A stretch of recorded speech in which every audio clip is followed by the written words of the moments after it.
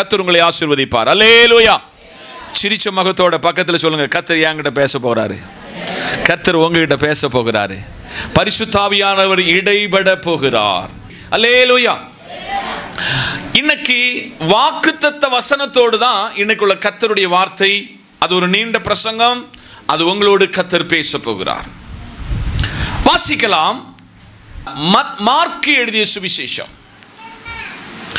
9ஆம் அதிகாரம் வசனம் 23. இயேசு அவனை நோக்கி, நீ விசுவாசிக்க கூடுமானால் ஆகும், விசுவாசிக்கிறவனுக்கு எல்லாம் கூடும் என்றார். கண்களை மூடுவோம், செபிப்போம். இயேசு அவனை நோக்கி, நீ விசுவாசிக்க கூடுமானால் ஆகும், விசுவாசிக்கிறவனுக்கு எல்லாம் கூடும் என்று சொன்ன நல்ல ஆண்டவரே, இந்த வார்த்தையில் அடங்கி இருக்கிற ஆவிக்குரிய சத்தியத்தை பரிசுத்த ஆவியானவர் வெளிப்படுத்தி தாரும். பேசுகிறது நான் அல்ல அப்பா, ஜனத்தோடு பேசும். இயேசுவின் நாமத்தில் ஜெபிக்கிறோம் நல்ல பிதாவே, ஆமென். இந்த நாளினுடைய செய்தியினுடைய தலைப்பு, விசுவாசிக்கிறவனுக்கு கிடைக்கும் ஆசீர்வாதம். ஒன்னு கூடி சொல்லுதேன், விசுவாசிக்கிறவனுக்கு கிடைக்கும் ஆசீர்வாதம். உலகத்தில் மனிதன் தன்னுடைய விசுவாசத்தை எங்கே எல்லாமோ வச்சிருக்கிறான்.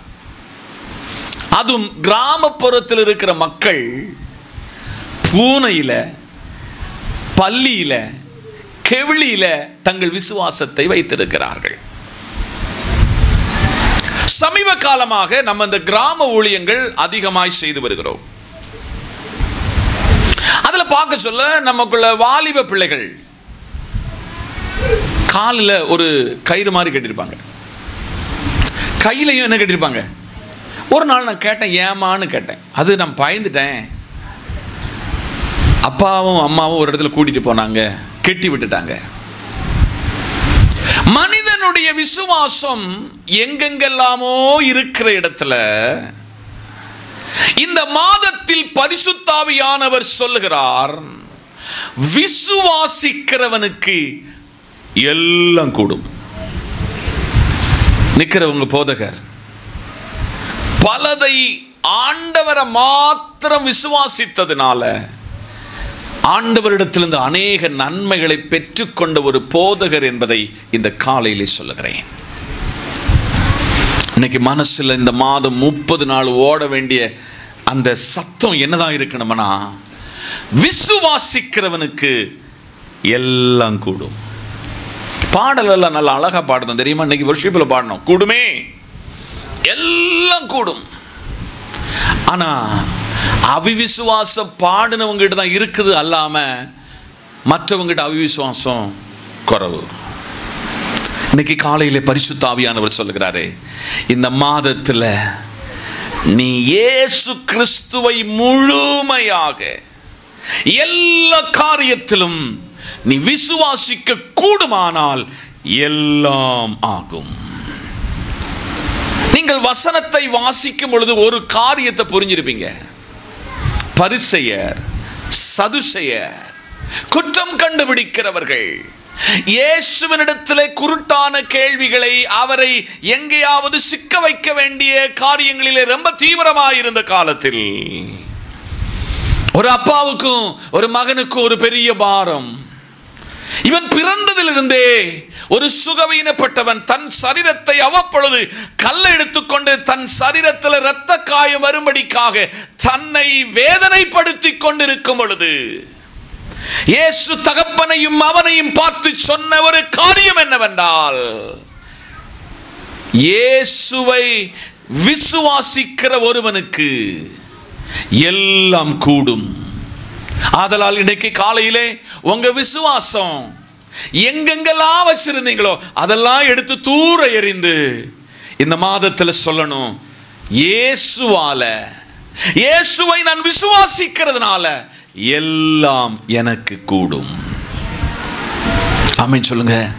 அதனால் இதை உங்களுக்கு அடிப்படையாக வைத்து இந்த வசனத்தை மையப்படுத்தி உங்களுக்கு சில காரியங்களை பரிசுத்தாவியானவர் மிக தெளிவாக துல்லியமாக ஒரு புதிய அபிஷேகத்தோட, ஒரு புதிய விசுவாசத்தோட, ஒரு புது மனிதனாக உங்கள் கூடாரங்களுக்கு கடந்து செல்ல போகிறீர்கள். கரங்களை தட்டி கர்த்தருக்கு ஸ்தோத்திரம்.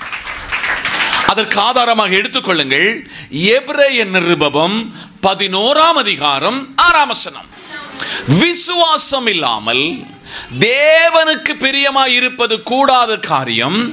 ஏனென்றால் தேவனிடத்தில் சேருகிறவன் அவர் உண்டென்றும் அவர் தம்மை தேடுகிறவர்களுக்கு பலன் அளிக்கிறவர் என்றும் விசுவாசிக்க வேண்டும். கரங்களை தட்டி. நல்ல ஆழமான காரியம், ரொம்ப உள்வாங்கி நீங்க அசைபோட்டு உங்க வீட்டுக்கு போகணும். அல்லேலூயா. விசுவாசிக்கிறவனுக்கு எல்லாம், விசுவாசிக்கிறவனுக்கு எல்லாம். இதுவரை என்னதெல்லாம் தடைப்பட்டுச்சோ, எந்த பலவீனங்களுக்கு ஜெபித்து பதில் வரலையோ, எந்த வீட்டுக்காக ஜெபித்து பதில் வரலையோ, எந்த வேலைக்காக ஜெபித்து பதில் வரவில்லையோ, இன்றைக்கு காலையில சபையில் நடு நின்று பரிசுத்த ஆவியானவர் சொல்கிறார், இயேசு கிறிஸ்துவை ஒருவன் விசுவாசிக்கும் பொழுது என்னென்ன தடைகள் இருக்கிறதோ அவைகளை எல்லாம் துடைத்து தூக்கி எறிந்து அதை உங்க கையில தருகிற ஒரு ஆண்டவர்.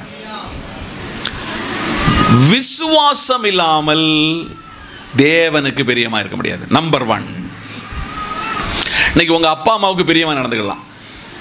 கணவனுக்கு நல்ல சாப்பாடு கொடுத்து ருசியான ஆகாரத்தை கொடுத்து கணவனிடத்துல பிரியமா இருந்துக்கிடலாம். மனைவி ஒரு கீழ்ப்படியும் பொழுது மனைவிக்கு கீழ்ப்படி கொடுக்கிறது அது அவங்களுக்கு பிரியமா இருந்துக்கலாம். அதை விட உங்க பாஸ்டருக்கு கூட நீங்க எல்லா நிலைகளிலும் பிரியமா இருந்துக்கிடலாம். இந்த பிரியத்தை ஆண்டவராகிய இயேசு கிறிஸ்து சொல்லவில்லை. விசுவாசம் இல்லாமல், நல்லா புரிஞ்சுக்காங்க, விசுவாசம் இல்லாமல் நீங்க ஒரு காணிக்கை கொடுத்தா கூட அதை ஏற்றுக்கொள்ளப்பட மாட்டாது. உங்க உபவாசம் ஏற்றுக்கொள்ள முடியாது. உங்கள் ஆராதனை ஆண்டவர் ஏற்றுக்கொள்ள மாட்டாரு. விசுவாசம் இல்லாமல் யாருக்கு பிரியமா இருக்க முடியாது? தேவனுக்கு பிரியமாக இருக்க முடியாது. ஆபிரகாம் தன் தேவன் சொன்ன காரியத்தை அப்படியே விசுவாசித்து தான் போகிற இடம் இன்னதென்று அறியாமல் புறப்பட்ட பொழுது ஆபிரகாமை விசுவாசிகளுக்கு தகப்பனாக மாற்றுவதற்கு காரணம் அவன் விசுவாசம் ஆண்டவருக்குள்ளே பிரியமாய் நடந்ததனால அவனை கர்த்தர் இன்னைக்கும் பேசும் பொருளாக மாற்றி வைத்திருக்கிறார். இன்னைக்கு நமக்கு நல்ல ஆராதனை இருக்கிறது, நல்ல பைபிள் ரீடிங் இருக்கிறது, நல்ல ஆவிக்குரிய நிலையில வளருகிறீங்க, ரொம்ப சந்தோஷம். ஆனால் விசுவாசம் இல்லாமல் நீங்களும் நானும் கர்த்தருக்கு பிரியமாய் இருக்க முடியாது என்பதை கர்த்தர் சொல்கிறார். அதில் ஒன்று, விசுவாசிக்கிறவன் தேவனுக்கு பிரியமாய் இருப்பான். யாரை விசுவாசிக்கிறவன்? தேவனை விசுவாசிக்கிறவன். இந்த காலையில் அந்த வசனத்தை கொஞ்சம் உள்வாங்கணும். நீங்க விசுவாசம் இல்லாமல் தேவனுக்கு பிரியமாய் இருப்பது என்னது? கூடாத காரியம். அதுதான் அடுத்து கீழே நான் உங்களுக்கு தெளிவுபடுத்துகிறேன். ஏனென்றால் தேவனிடத்தில் சேருகிறவன், நீங்க எல்லாம் யார்கிட்ட சேர்ந்திருக்கிறீங்க? தேவனிடத்தில் சேருகிறவன் அவர் உண்டென்று. அவர்தான் சர்வத்தையும் சிருஷ்டித்தார். பாவத்தில் விழுந்த பொழுது அவருடைய குமாரனை தந்து தன்னுடைய கடைசி சொட்டு இரத்தத்தை மனித குலத்திற்காக தந்து இந்த ரட்சிப்பை இரத்தத்தினால் மீட்டெடுத்தார். தேவனிடத்தில் சேருகிறவன் அவர் உண்டென்றும் அவர் தம்மை தேடுகிறவர்களுக்கு என்ன கொடுக்கிறாரா? பலன் அளிக்கிறவர் என்று. என்ன செய்யணும்? விசுவாசமா. 1ஆம் தேதி சொல்ல அரசு பணியாளர்களுக்கு ஒரு விசுவாசம் என்ன விழுந்துரும்? ஏடிஎம்ல சம்பளம் விழுந்துரும். அப்ப ஏடிஎம் மேல அரசு மேல எவ்வளவு நம்பிக்கை. தனியார்ல பார்க்கிறவங்க உங்க நம்பிக்கை. நீங்கள் தொழில் செய்கிறவர்களானால் உங்க தொழில் முடிந்தவுடனே உங்களுடைய சம்பளம் கைமாறி கொடுக்கும் பொழுது எவ்வளவு விசுவாசம். ஆனால் வேதம் படிப்பிக்கிறது அவர் உண்டென்றும் அவரிடத்தில் சேருகிறவனுக்கு ஆண்டவர் பதிலளிக்கிறவர் என்று. என்ன செய்யணும்?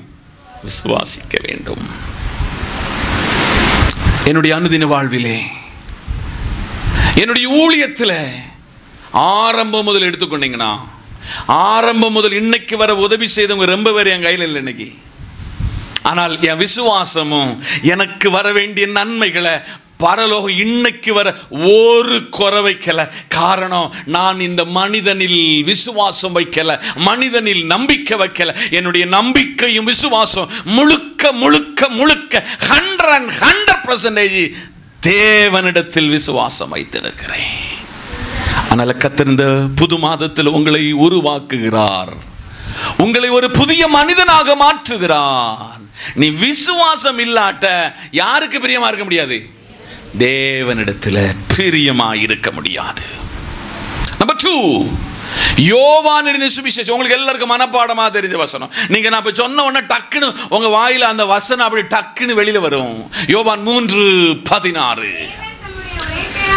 தேவன் தம்முடைய ஒரே பேரான குமாரனை விசுவாசிக்கிறவன் எவனோ கேட்டு போவோம். பக்கத்துல கையை பிடிச்சு சொல்லுங்க, இயேசு கிறிஸ்துவ ஒருத்தன் விசுவாசித்தா அவன் என்ன செய்ய மாட்டான்? கெட்டு போக மாட்டான். வாய் தரன்னு சொல்லுங்க, வாலிப பிள்ளை, நீ இயேசுவை விசுவாசித்தால் நீ என்ன செய்ய மாட்ட? அம்மா மாரே, பக்கத்துல கூட சொல்லுங்க, இயேசுவை ஒருவன் விசுவாசித்தால் அவன் என்ன செய்ய மாட்டான்? கெட்டு போகவே மாட்டான். திருச்சபையில் வருகிற ஒவ்வொருவருக்கும் ஒவ்வொரு உத்தரவாதம் ஆண்டவர் தந்திருக்கிறார். இயேசுவை, தேவன் தம்முடைய ஒரே பேரான குமாரனை யார் விசுவாசிக்கிறார்களோ அவங்க என்ன செய்ய மாட்டாங்க? கெட்டு போக மாட்டாங்க. இது பெரிய உத்தரவாதம் உள்ள ஊழியம். இது கர்த்தர் என் மேல தந்திருக்கிற ஒரு கனமான பொறுப்பு. இதை நீங்க உள்வாங்கணும். இந்த காலையில பரிசுத்த ஆவியானவர் பேசிக் கொண்டிருக்கிறார். ஒருத்தன் கூடி கெட்டு போகாம இருக்கணும்னா யாரை விசுவாசிக்கணும்? இயேசுவை விசுவாசிக்கணும். ஏன் இயேசுவை விசுவாசிக்கணும்? கோல்கதா கபால ஸ்தலம் என்று சொல்லப்படுகிற மண்டையோட்டில் ஒருவன் விலாவிலே குத்தின பொழுது கொஞ்சம் தண்ணியும் கொஞ்சம் ரத்தமும் வந்துச்சு.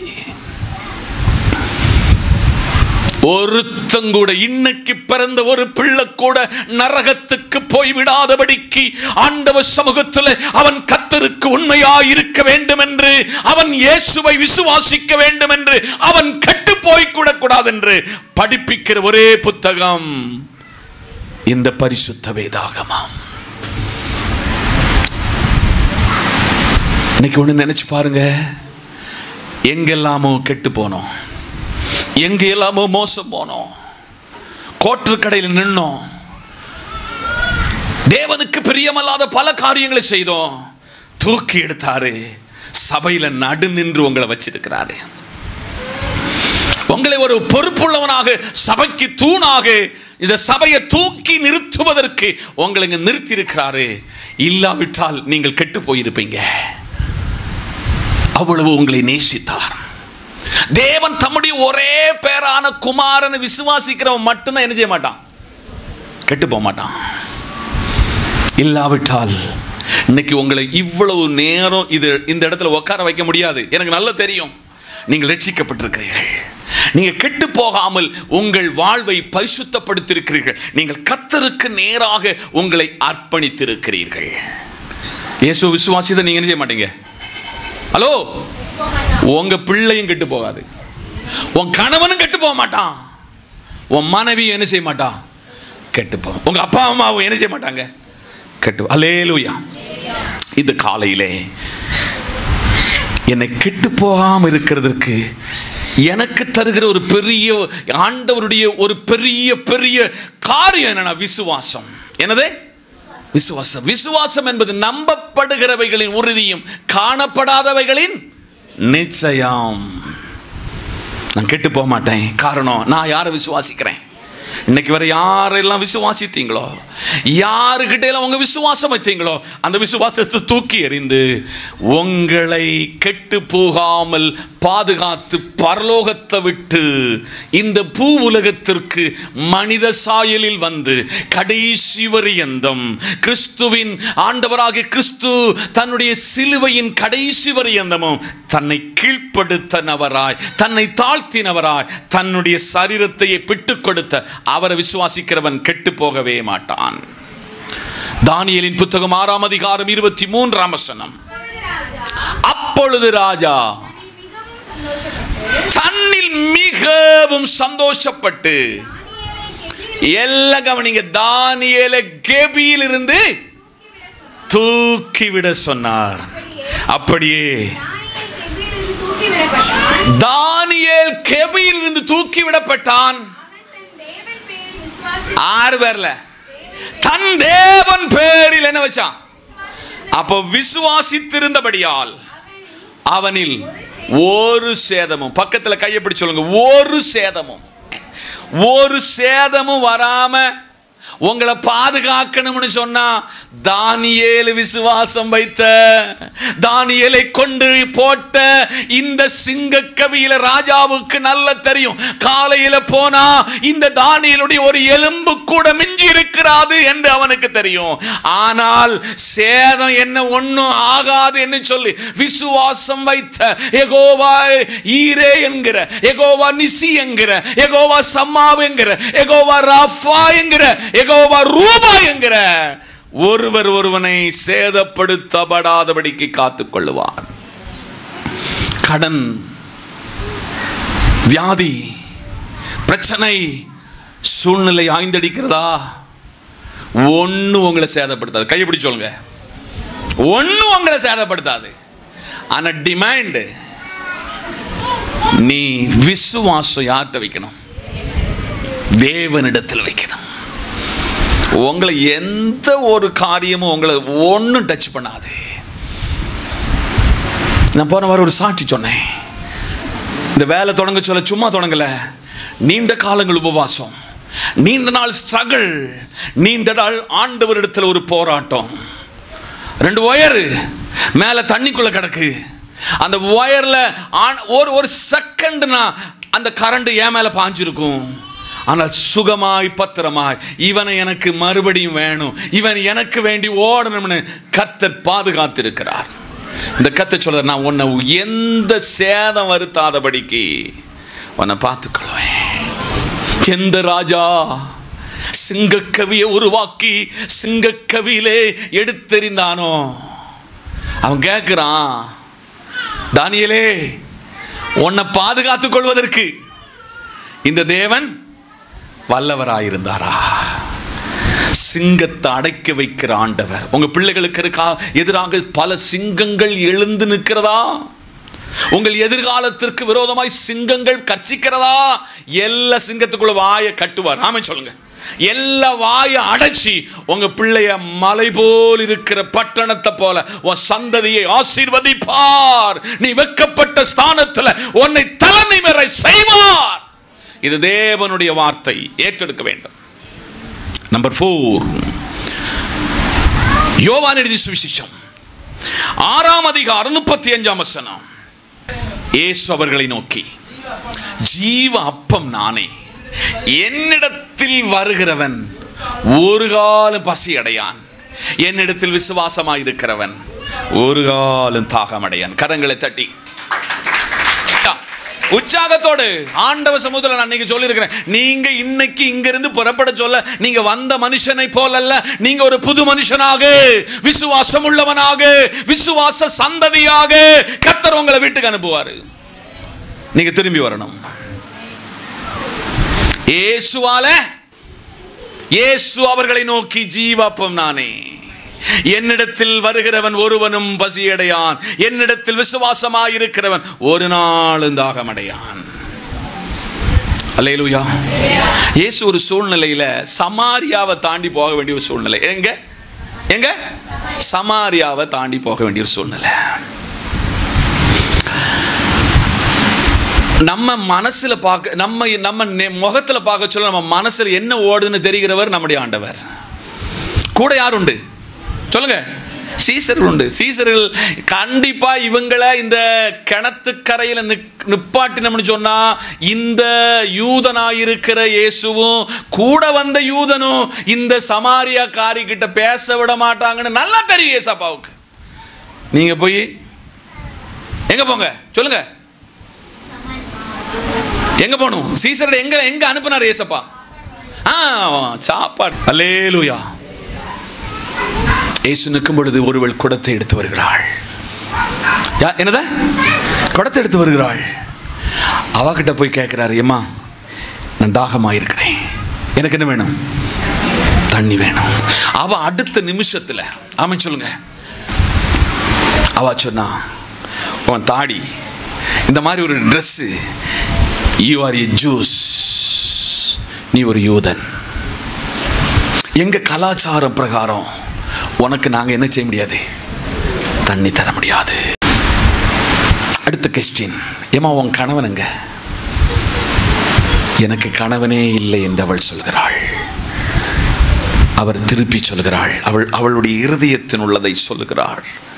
உனக்கு மொத்தத்தில் எத்தனை கணவன்? நீ சொன்னது சரியே, 5 பேரும் வாங்கிட்ட இல்லை. குடத்தை கீழே வச்சா ஓடுனா. இயேசு சொல்கிறார், நான் கொடுக்கிற தண்ணியை கொடுக்கிறவனுக்கு என்ன வராது? என்னை விசுவாசிக்கிறவனுக்கு, என் கூட நடக்கிறவனுக்கு அவனுக்கு தாகமே வராது. அவன் எப்பொழுது இதை வாசிப்பான், எப்பொழுதும் அதை தியானிப்பான், எப்பொழுதும் அதன் வழிகளிலே நடப்பான். ஆமென் சொல்லுங்க. நான் ஒருவரோடு பயணிக்கிறேன், அவர் என்னோடு கூட பயணிக்கிறார். நான் ஒருவரை விசுவாசிக்கிறேன், அவரை மாத்திரம் விசுவாசம் வைத்திருக்கிறேன். என்னை நடத்துகிறவர், என்னை போஷிக்கிறவர், என்னை பராமரிக்கிறவர், என்னை பாதுகாக்கிறவர் என் கூட இருக்கிறாரு. அவரை விசுவாசிக்கிறவன், வாய் திறந்து சொல்லுங்க, அவரை விசுவாசிக்கிறவன் எந்த காரியத்திற்கும் என்ன செய்ய மாட்டான்? தாகமடைய மாட்டான். அடிக்கடி சொல்லுதேன், ஒரு எலியாவுக்கு ஒரு காக்கையை கர்த்தர் கொடுத்தது உண்மைன்னு சொன்னான். ஒரு சாரிபாத்து வீட்டுக்கு ஒருவனை அனுப்பினது உண்மை என்றால் அவள் சொல்லுகிறாள், நான் இந்த அப்பத்தை புசித்து சாப்பிட மரிப்பதற்கு இருந்தவளை 3 வருஷமும் 6 மாசமும் போஷித்து அந்த குடும்பத்தை நடத்தின ஒருவர் என் அப்பனாகிய கர்த்தர். இன்னைக்கு காலையில் சொல்கிறாரு, என்னை விசுவாசிக்கிறவனுக்கு அவன் என்ன செய்ய மாட்டான்? தாகமடைய மாட்டான். ஏசாயா 28ஆம் அதிகாரம் 16ஆம் வசனம், ஆதலால் கர்த்தராயிருக்கிற ஆண்டவர் உரைக்கிறதாவது, இதோ நல்லா புரிஞ்சுக்கணும், அஸ்திபாரமாகிய ஒரு கல்லை எங்க வைக்கிறேன்? சியோனில் வைக்கிறேன். அது பரீட்சிக்கப்பட்டதும் அது விலையேற பெற்றதும் என்னது? திட அஸ்திபாரம் உள்ளதுமான மூளைக்கல்லா இருக்கு. கரங்களை தட்டி அதை நம்ம என்ன செய்யணுமா? விசுவாசிக்கிறவன் பதறா. அல்லேலூயா. இன்னைக்கு நமக்கு எல்லாருக்கும் பதட்டம் தான் இருக்கு, பதறுதல் தான் இருக்கிறது. அல்லேலூயா. இந்த வாசித்த வசனம் எப்ப எழுதப்பட்டது என்பது உங்களுக்கு சொல்ல போறேன். BC 740. என்னது? இயேசு கிறிஸ்து பிறப்பதற்கு முன்னதாக 740 ஆண்டுகளுக்கு முன்பதாக ஏசாயாவால ஒரு மேசியாவினுடைய ஒரு தீர்க்க தரிசனமாக இந்த வாசித்த வசனம். அல்லேலூயா. இப்போ அந்த வசனத்தை எல்லாரும் எடுத்துக்கொள்ளுங்கள். ஆதலால் கர்த்தராயிருக்கிற ஆண்டவர் உரைக்கிறது, இதோ அஸ்திபாரமாகிய ஒரு கல்லை நான் எங்க வைக்கிறேன்? சியோனில் வைக்கிறேன். அது பரிசிக்கப்பட்டது. நீங்க போட்டிருக்க சகோதரிமாரே, நீங்க போட்டிருக்கிற கோல்டு சும்மா ஒண்ணு உங்க கையில உங்க காதுல கழுத்துல வரல. இது ஒரு தட்டானால எங்க பண்றது? ஒரு தீயில விட்டு அது சோதிக்கப்பட்டது. அவன் ஊதி ஊதி ஊதி ஊதி உங்க கண் முன்னால் இருக்க சொல்ல அது கருத்து ஒண்ணுக்காக. இந்த காலையில் ஆதலால் கர்த்தராயிருக்கிற ஆண்டவர் உரைக்கிறதாவது, இதோ அஸ்திபாரமாகிய ஒரு கல்லை நான் எங்க வச்சிருக்கிறேன்? சியோனில் வச்சிருக்கிறேன். அது பரீட்சிக்கப்பட்டது. அது காய்பாவினால, அது ஹன்னாவினால, அது ஏரோதுனால, பிலாத்துவினால, சன்னத்திரிய சங்கத்தினால எல்லாம் பரீட்சிக்கப்பட்டு ஒருவன் கையில தண்ணி எடுத்துக்கொண்டு சொல்லுகிறான், இவரில் ஒரு குற்றத்தை காணேன். அது விலையேற பெற்றது, திடாஸ்திபாரம் உள்ளது.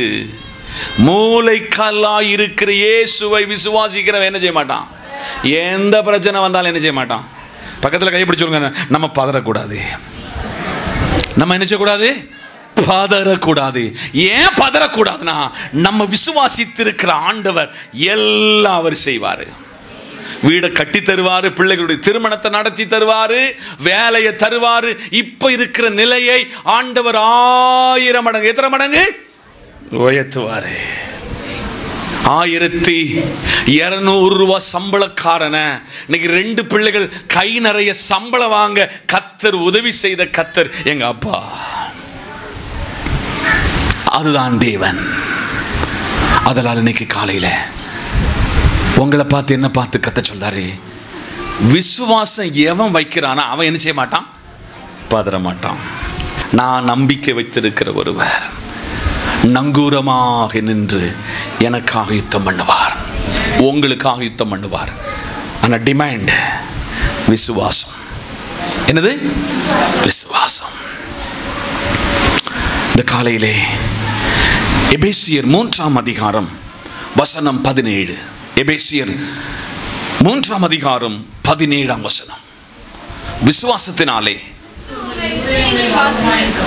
கிறிஸ்து உங்கள் இருதயங்களில் வாசமாயிருக்கவும் நீங்கள் அன்பினால் வேரூன்றி கரங்களை தட்டி.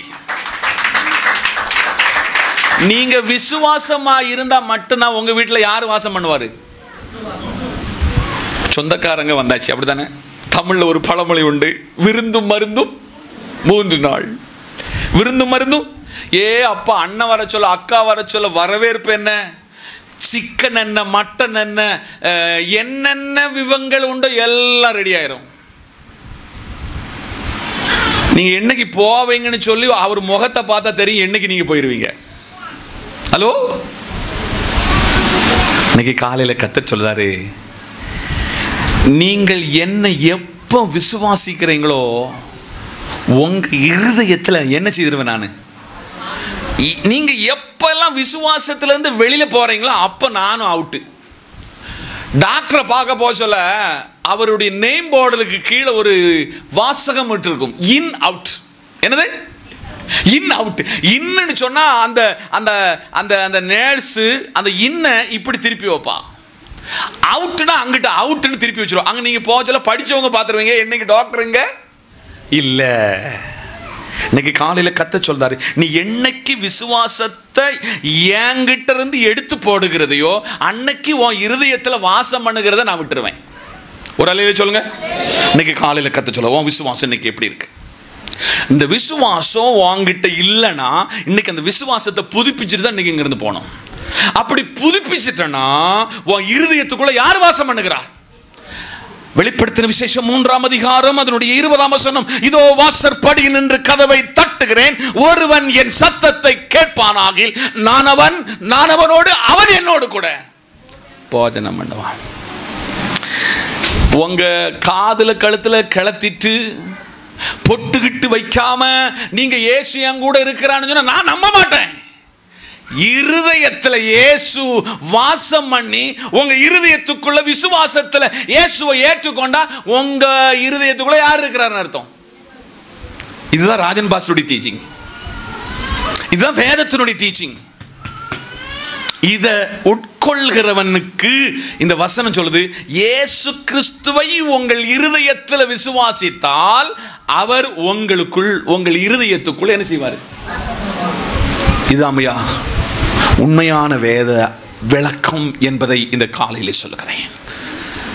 எபேசிய சபைக்கு எபேசிய நிருபவ கர்த்தரை கொண்டு கர்த்தர் எழுதி கொடுக்கிறார், விசுவாசித்ததினாலே கிறிஸ்து உங்கள் இருதயங்களில் என்ன செய்தாராம்? இதாமையா, இதுக்கு மேல உங்க விசுவாசத்தை கர்த்தர் புடமிட அவர் விரும்பவில்லை. அப்போஸ்தலர் நடபடிகள் 16:31. அதற்கு அவர்கள், கர்த்தராய் இருக்கிற இயேசு கிறிஸ்துவை விசுவாசி, அப்பொழுது நீயும் உன் வீட்டாரும் ரட்சிக்கப்படுவீர்கள் என்று சொல்லி. அல்லேலூயா. நேத்து வீட்டு கூட்டத்துக்கு நம்ம சுதா சிஸ்டருக்கு ஒரு ஐடியா கொடுத்தேன். நான் இந்த ஊருக்கு வந்து ஊழியத்தை ஸ்டார்ட் பண்ணி 26 வருஷம் முடிஞ்சு 27வது வருஷத்துல ரன்னிங். நாங்க வந்ததுல இருந்து ஒரு 5 வருஷத்துக்குள்ள இந்த ஃபேமிலி நம்ம கூட வந்துட்டு. யாரு? சகோதரி சுதா ஃபேமிலி வந்துட்டு. இது சுதா சிஸ்டருக்கு மட்டும் இல்ல, உங்க எல்லாருக்கும் சொல்லுகிறேன். உன் கணவன் இந்த சபைக்கு வராம இருந்தா ராஜன் பாஸ்டர் உத்தரவாதி இல்ல, எனக்கு ஒரு உத்தரவாதம் இருக்காது, செகண்ட் பார்ட். ஆனால் அந்த பார்ட்டினுடைய முழு பார்ட் யாரு? கல்யாணம் உண்டல? எஸ்.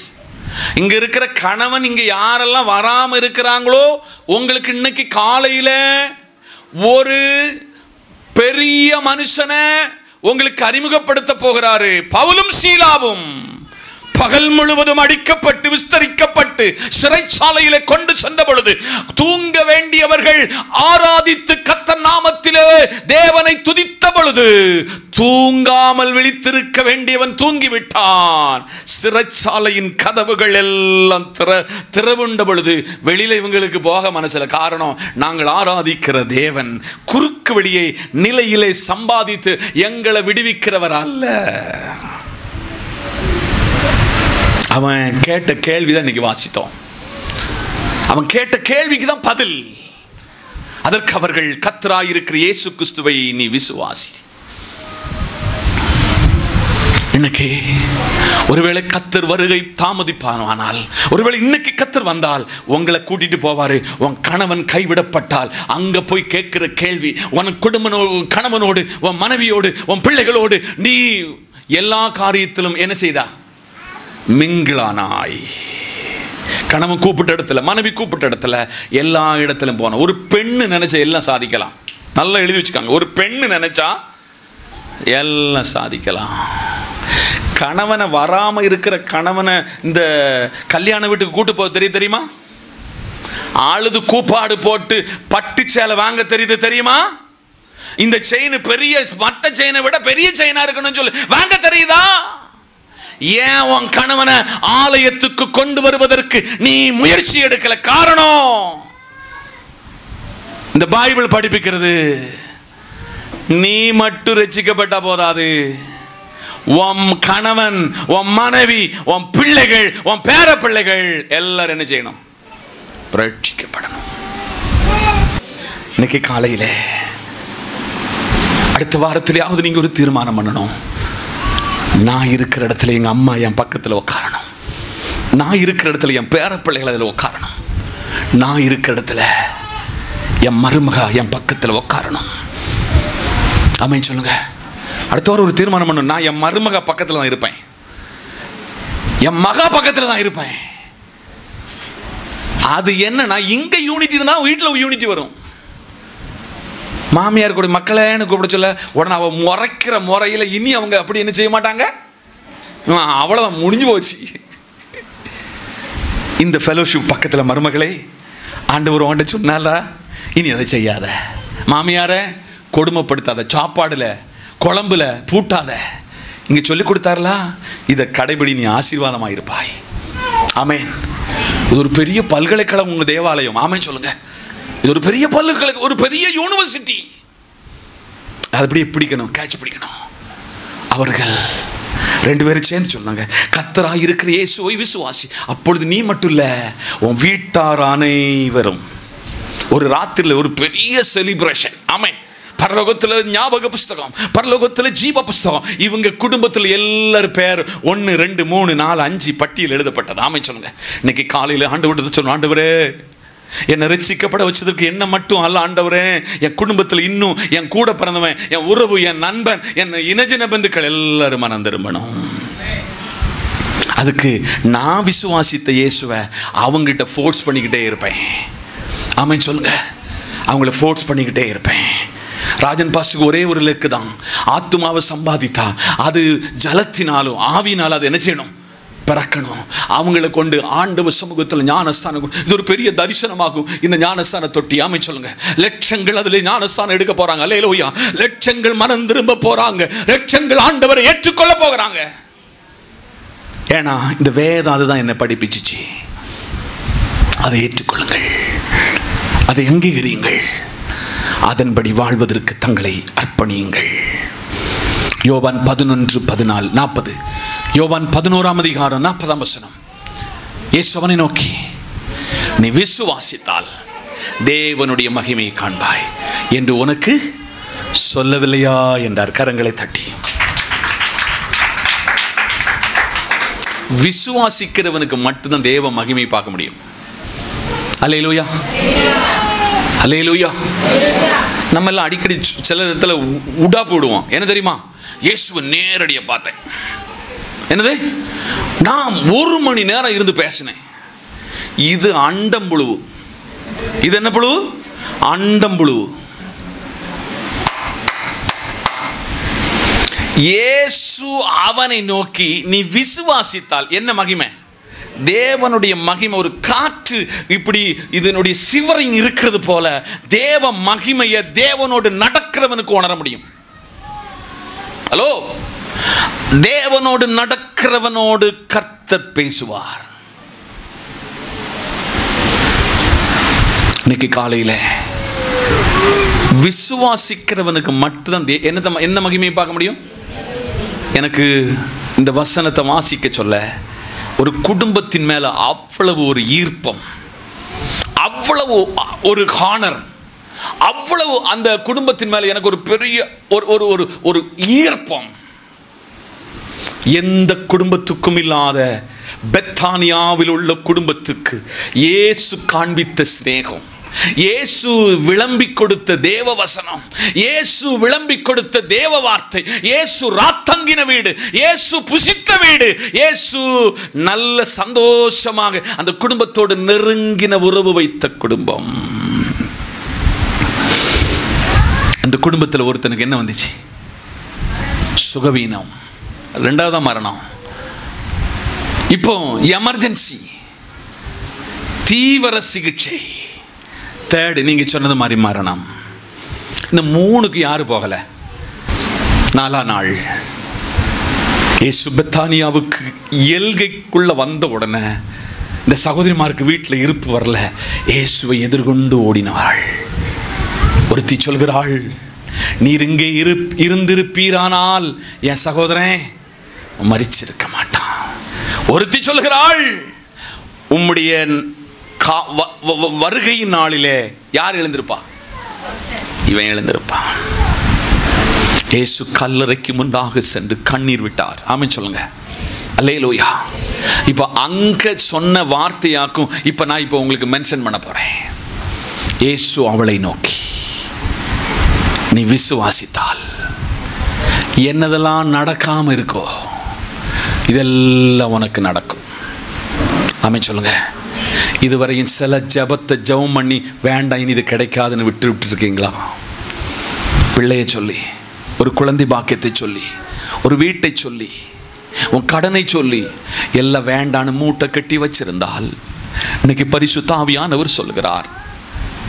இந்த மார்த்தாள் மரியாள் இடத்துல பேசின ஆண்டவர் இன்னைக்கு காலையில் சொல்கிறாரு, நீ விசுவாசிப்பாயானால் தேவனுடைய மகிமையை. ஆமென் சொல்லுங்க. நீ விசுவாசிப்பாயானால் தேவனுடைய மகிமையை காண்பாய். ஒரு செத்தவனை, நாற்றம் எடுத்தவனை அந்த கல்லறையிலிருந்து வெளியில கொண்டு வர முடியும்னு சொன்னா, சில நாற்றம் எடுத்த சில வாழ்விலே இருக்கிற எல்லா பிரச்சனையும் நீ ஆண்டவரிடத்தில் விசுவாசிப்பாயானால், ஆமென் சொல்லுங்க, நீ தேவனுடைய மகிமையை மகிமையை மகிமையை மகிமையை காண்பாய். இந்த காலை வேளையிலே நான் நேற்றுக்கு வீட்டு கூட்டத்தில் சொன்னேன், இப்பவும் சொல்லுதேன். நேற்றுக்கு எனக்கு ஒரு பாடல் என்னுடைய தனிப்பட்ட பிரயாணத்தில் ரொம்ப என்னை என்கரேஜ் பண்ணது. கூடுமே கூடுமே, எல்லாம் கூடும், கூடாதது கூடாதது ஒன்றுமில்லை. வாசிக்கலாம். யோவான் 3:16. தேவன் ஒரே பேரான குமாரனை விசுவாசிக்கிறவன் எவனோ கெட்டு போகாமல் நித்திய ஜீவனை அடையும்படிக்கு அவரை தந்தருளி இவ்வளவாய் உலகத்தில் அன்பு கூர்ந்தார். கரங்களை தட்டி.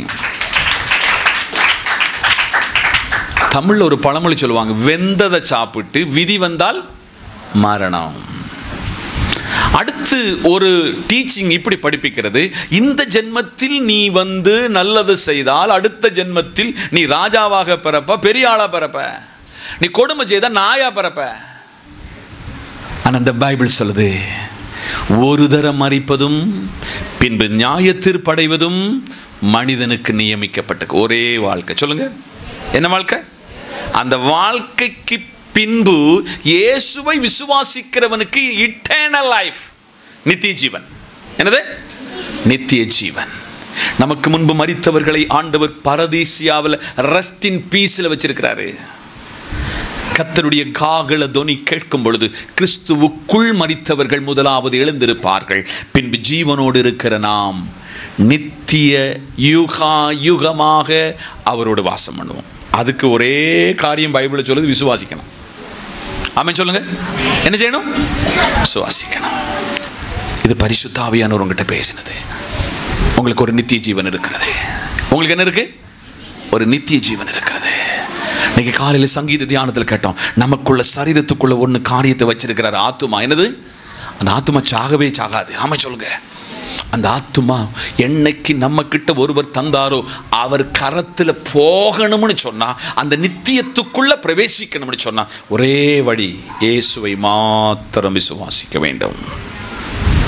பக்தன் பாடினான், இயேசுவின் பின்னே போக துணிந்தேன், இயேசுவின் பின்னே நோ டர்னிங் பேக், நான் திரும்பி பார்க்க மாட்டேன்.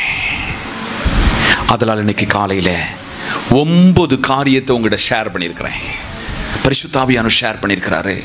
நம்பர் 1, விசுவாசிக்கிறவன் தேவனுக்கு பிரியமாயிருப்பான். யாரு? விசுவாசிக்கிறவன். 2, விசுவாசிக்கிறவன் கெட்டு போக மாட்டான். விசுவாசிக்கிறவன் கெட்டு போக மாட்டான். விசுவாசிக்கிறவனுக்கு ஒரு சேதம் வராது. 3, 4, விசுவாசிக்கிறவன் தாகம் அடைய மாட்டான். ஆமென் சொல்லுங்க. 5, விசுவாசிக்கிறவன் பதற மாட்டான். 6, விசுவாசிக்கிறவன் கிறிஸ்து அவனுக்குள் வாசம் பண்ணுவார். விசுவாசிக்கிறவனுக்கு ரட்சிப்பு உண்டாகும். ஆமென். ஹல்லேலூயா. 8, விசுவாசிக்கிறவன் தேவ மகிமையை காண்பான். 9, விசுவாசிக்கிறவனுக்கு நித்திய ஜீவன் உண்டு.